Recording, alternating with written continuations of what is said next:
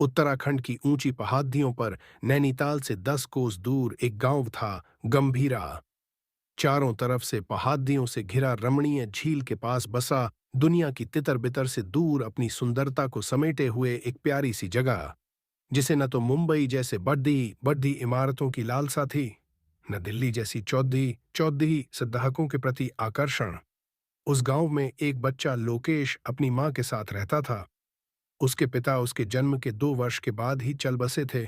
उसकी मां ने छोटी सी पारिवारिक दुकान से लोकेश को किसी भी प्रकार की तकलीफ नहीं होने दी। उसके स्वास्थ्य और शिक्षा दीक्षा में किसी भी प्रकार के आभास से ही मां का हृदय गर्म तवे पर पॉट बत्तों मोम के टुकड़े की तरह पिघल जाता, और मां दुकान को देर रात तक खुला रखकर कुछ और पैसे इकट्ठा करने की सारी जुगत लगा लेती, ताकि उसके बेटे को विद्यालय में फीस के लिए कभी किसी का ताना न सुनना पड़े। वीरान पडिड्डे उस गांव में न तो कोई पर्यटक आता, न ही कोई इतना अमीर था कि उस बुढ़िया के कुछ सामान खरीद कर उसे नगद पैसे दे। ज्यादातर गांव वाले नून तेल के पैसे भी बूढ़ी काकी को मीठी मीठी बातों में फुसलाकर उधार कर बैठते थे। लोकेश का विद्यालय नैनीताल कस्बे में था, जिसे वह अपनी सवारी यानी कि साइकिल पर बैठकर बड्ढे मौज में पूरी करता था। हवाओं से अटखेलियां करता, जब वह पहाड़ी ढाल पर से उतरता तो हवा की गति को भी चकमा देते हुए विद्यालय की दूरी को चंद ही क्षण में पूरा कर लेता था। आज भी एक सामान्य दिन था। लोकेश विद्यालय जाने के लिए अपनी तैयारी कर रहा था। आज परीक्षा थी तो थोड़ी जल्दी में था, ताकि विद्यालय पहुंचकर अपने दोस्तों से परीक्षा से पहले विषय पर थोड़ा शास्त्रार्थ कर लिया जाए। लोकेश पढ़ने में होनहार था और हमेशा अपनी कक्षा में प्रथम ही आता था, पर हर बार परीक्षा से ऐसे घबराने लगता था जैसे एक कुम्हार घने बादलों को देखकर होता है। मां से आशीर्वाद लेकर लोकेश ने अपने विद्यालय की ओर प्रस्थान किया। कुमाऊनी लोकगीत गुनगुनाते हुए जल्दी जल्दी साइकिल को हाँक रहा था, ताकि शरीर कुछ गर्म हो सके। पूस के महीने की हद कंपाने वाली सर्दी बर्फबारी के बाद और भी निर्दयी हो उठती है, और लोकेश के पास एक पुराना याक के खाल की बनी हुई मिर्जी था, जिसके मरम्मत किए सुराखों से सुर्ख हवाएं जब बदन को सहलाकर निकलती थीं तो ऐसा लगता है कि हड्डियों से बने जूते की मरम्मत कोई मोची अपने सूजे से कुरेद कुरेद कर रहा हो। सूरज की लालिमा गंभीरा की सुंदरता में चार चांद लगा रही थी। चिद्दियों की चहचहाहट कानों में ऐसे स्वर प्रस्तुत कर रही थीं जैसे वो लोकेश के परीक्षा के अच्छे परिणाम के लिए मंगल गीत कर उसे शुभकामनाएं दे रही हों। स्कूल से 2 कोस दूर एक तीव्र मोद्दा आया। लोकेश इस तीव्र मोद्दा से परिचित था और अपने चिरपरिचित तरीके से साइकिल को थोड़ा तिरछा करके घुमाव लेने लगा। सामने एक काला नाग फण फैलाकर बीच सडीडी धक पर बैठा था। संकरी रोड को देखते हुए उसने नाग के बगल से पूरे जोर से साइकिल निकालने की कोशिश की, पर उसकी इस तीव्र गति से नाग घबरा गया और उसने लोकेश के ऊपर पूरे जोर के साथ हमला किया। लोकेश ने उसके इस हमले को भांप लिया था और उसने अपनी साइकिल को एस्ट्रियक से नीचे रेल दी, पर उसका संतुलन से भीड़ से तिगा गया और वह ढलान से नीचे गहरी खाई में कई पलटियां खाता लुढ़कने लगा। उसका हृदय पूरे गति से द्वंद करने लगा। पूरे शरीर में इतनी पीड़ा उसने आज तक महसूस नहीं की। कुछ गज नीचे जाते वक्त देवदार के पेटदार से टकराकर वह रुक गया। उसकी आंखों के आगे अंधेरा छा गया। ढोल नगादों की आवाज और बेढंगे गीतों से उसको होश आने लगा। उसने आंख खोलने की कोशिश की, पर असहनीय दर्द की वजह से कुछ भी देखने में असमर्थ, कष्ट से कराहता हुआ। मैं कहाँ हूं? मैं यहाँ कैसे आ गया? आज तो मेरी परीक्षा थी। मैं तो परीक्षा देने जा रहा था। ये लोग गाने बजाने वाले कौन हैं, जिनके न बोली समझ आ रही, न इनकी भाषा, न इनका संगीत। लोकेश बुदबुदाया। उसने उठने की कोशिश की, पर पूरे शरीर में इतनी पीड़ा थी कि उठ नहीं पाया। लेटा हुआ बस वह अपनी बात रखने की कोशिश करने लगा। कोई है? कोई मेरी आवाज सुन रहा है? मैं कहाँ हूं? पर उसकी आवाज उसके गले से मुंह तक आने से पहले ही दम तोड़ दे रही थीं। वहां तो शोर का पूरा जमावड़ा था। थोड़ी देर बाद एक दरवाजा खुला। बाहर से उतनी रोशनी आ रही थी, किसी ने सूरज को उस कमरे के द्वार के बाहर बांध दिया हो। उसकी आंखें चौंधियाने लगीं। तब उसे एहसास हुआ कि वह किसी अंधेरे कमरे में बंद था। तभी कुछ दृश्य नहीं था। 2 लोग आए। उनकी बनावट कुछ ऐसी थी जिसके बारे में न तो उसने कुछ सुना था, न पढ़ा था। गहरे काले रंग के लोग, बेढंगे पत्तों और छालों से बने वस्त्र पहने लोग आदिमानव जैसे प्रतीत हो रहे थे।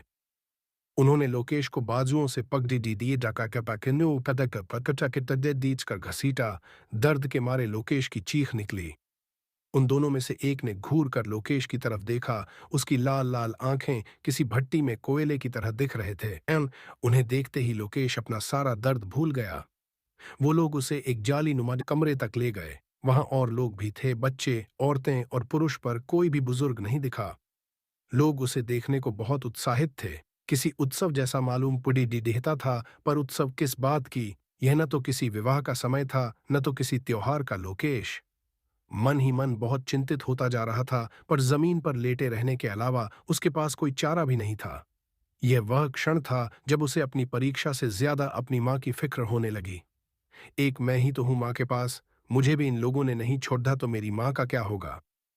उसके जीने का सहारा तो मैं ही हूं, मेरे बिना मेरी माँ क्या करेगी? किसको प्यार करेगी? मेरा तो कोई भाई भी नहीं है। इतना सोचते हुए फिर से पूरे हिम्मत के साथ जोर लगाकर कंठ से कुछ शब्द निकाले।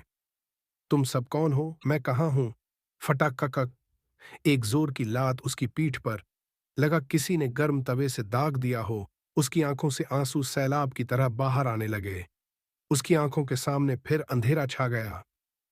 आंख खुली तो वह पिंजड़े नुमा घर में था, जिसमें फुस की छत के अलावा सब कुछ बांस का था और उससे आर पार देखा जा सकता था।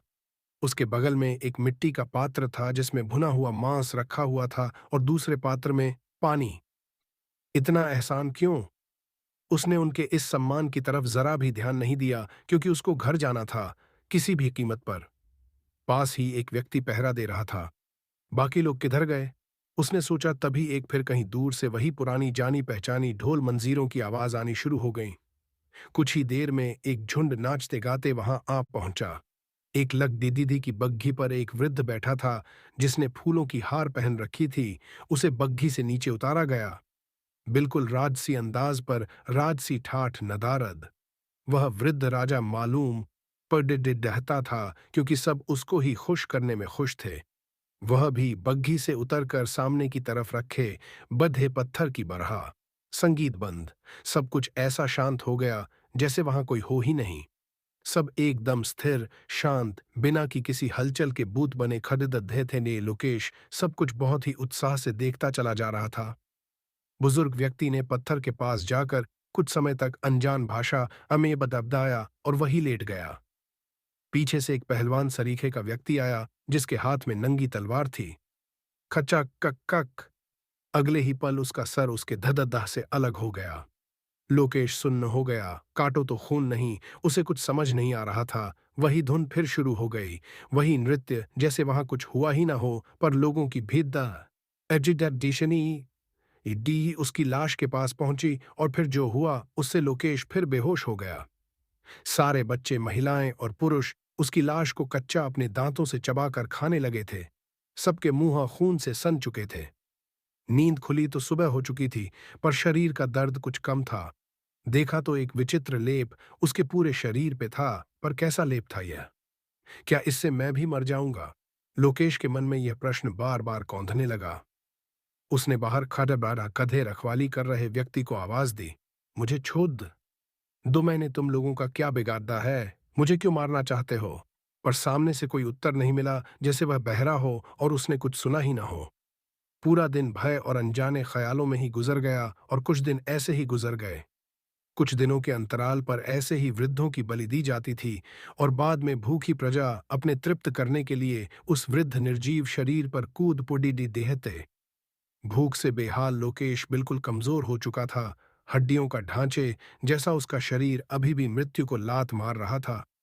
वह आदमखोर नहीं था, शायद इसीलिए उसने पानी के अलावा कुछ ग्रहण नहीं किया था। आज हल्की हल्की बारिश हो रही थी। दो लोग उसके पास आए, उनके हाथ में एक फूलों की माला थी, जिसे उन्होंने उसे पहना दिया। लोकेश समझ गया कि आज अंत निश्चित है। उसने उनसे लाख विनती की, पर किसी ने उनकी एक नहीं सुनी। हार पहनाने के बाद लोकेश को पिंजरे में फिर से बंद कर दोनों लोग कहीं चले गए। लोकेश आंख बंद कर अपनी मां को याद करने लगा। आंखों से आंसू रुक ही नहीं रहे थे। पीछे से वही नगाड़ों, ढोल, मंजीरों की आवाज आनी शुरू हो चुकी थी। बहुत कम वक्त था उसके पास शेष बचा था, जिसे वह भगवान और अपनी माँ के ख्यालों में ही गुजरना चाहता था। एकाएक उसकी नज़र एक स्त्री पर पीडी। एक बच्चे के साथ आई उस स्त्री के ललाट पर चंद्रमा की तरह शीतलता छाई हुई थी। उसके वस्त्र में भी थोड़ी विभिन्नता थी। जानवरों के हड्डियों से बने आभूषणों से सुसज्जित वह स्त्री बहुत शांत थी। पीछे से लोगों का हुजूम बढ़ ही रहा था, जिसका अंदाज ध्वनियों के तेज होने से लगाया जा सकता था। वो स्त्री उसके पिंजरे के पास आई और बिना कुछ बोले लोकेश को घूरने लगी। लोकेश डर कर उससे जाने देने की विनती करने लगा, पर उसने कोई हरकत नहीं की। लोकेश फुट फुट कर रोने लगा। वह स्त्री एक कदम पीछे जाकर रखवाली कर रहे इंसान को अपनी भाषा में कुछ कहा, जैसे कोई आदेश दे रही हो, और उसने झुककर उसको अभिवादन की मुद्रा में कुछ कहा और दरवाजा खोल दिया। यह क्या? जिस मुक्ति की कामना कर रहा था वह सामने थी, पर मन भय से मदमस्त, कहीं मुझे मारने के लिए तो यह सब नहीं। उस स्त्री ने इशारे से बाहर आने को कहा और पहाड़ी की दूसरी ओर हाथ घुमाकर मुझे जाने के लिए इशारा किया। उस स्त्री का बच्चा उससे चिपक गया, शायद मुझे देख के डर गया हो या अपनी माँ के फैसले का परिणाम पता हो। उनको देखकर माँ की याद आ गई और पूरे हिम्मत के साथ उसने दौद के तकबते ने तमसनादा दर्द लगा दी। इतना तेज वह अपनी जिंदगी में कभी नहीं भागा। शरीर जवाब दे रहा था, पर जब तक उसके कानों में उस बीभत्स संगीत की धुन आती रही, तब तक उसने अपनी गति धीमी नहीं पड़ी दी बढ़ने दी। फेफड़े मुंह से बाहर आने को तैयार था, पर काट के खाए जाने का डर उसके भागते हुए मरने पर हावी था। संगीत की ध्वनि अब समाप्त हो चुकी थी। एक छोटी पहाड़ी को चढ़कर वह अपने विद्यालय वाले चिरपरिचित एस्टढक पर आ चुका था। अब बस एक ही चिंता का विषय था, वह थी उसकी माँ। भागते भागते वह अपने घर पहुंचा। घर का दरवाजा खुला हुआ था। माँ। घर में घुसकर देखा तो माँ कब्र सिल रही थी। अरे अरे, कहां से तूफान की तरह आ रहा है? लोकेश अपनी माँ से लिपट कर रोने लगा। क्या हुआ मेरे लाल को? किसी ने कुछ बोला क्या विद्यालय में? परीक्षा की वजह से दुखी हो क्या? लोकेश हैरान हुआ कि बीएनटे देखी इतने दिन बाद लौट के आया हूं, फिर भी माँ को तनिक भी चिंता नहीं हुई। माँ, तुम्हारे बिना इतने दिन कैसे था मैं? क्या क्या देखा, कितने दिन कष्ट में बिताए, तुम्हें मालूम है? कितने दिन?